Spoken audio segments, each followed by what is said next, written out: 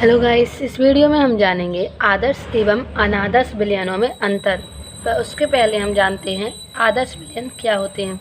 तो आदर्श विलयन ऐसे विलयन कहलाते हैं जो सभी ताप टेम्परेचर और सांद्रता पर राउल्ट के नियम का पालन करते हैं।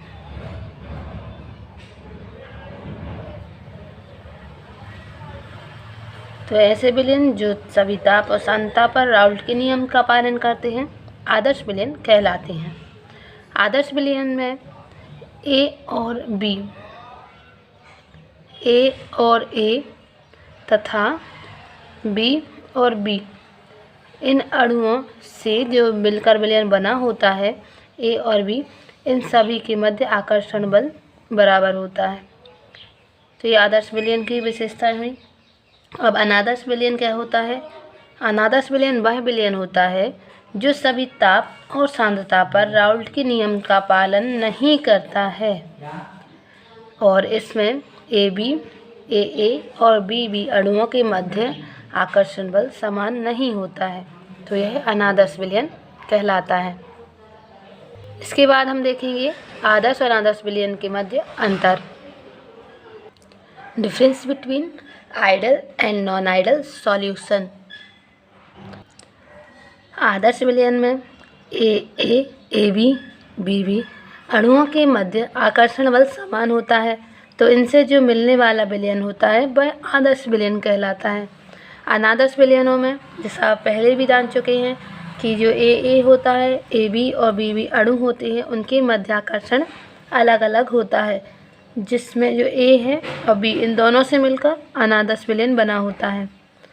नंबर दूसरा है आदर्श विलयन जो होते हैं वो सभी ताप और सांद्रता पर राउल्ट के नियम का पालन करते हैं, जबकि अनादर्श विलयन राउल्ट के नियम का पालन नहीं करती हैं।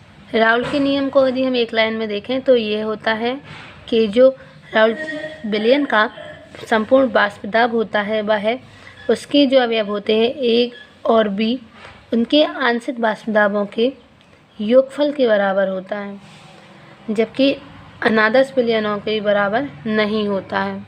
इसके बाद फोर्थ नंबर है विलयन का जो कुल आयतन होता है वह उसके शुद्ध अवयवों के आयतनों के योग के बराबर होता है।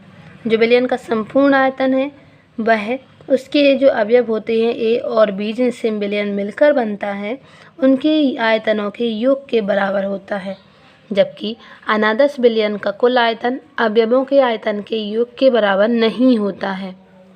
पांचवा है आदर्श विलयन जो होते हैं उन बनने पर ऊष्मा ना तो उत्सर्जित होती है और ना ही अवशोषित होती है।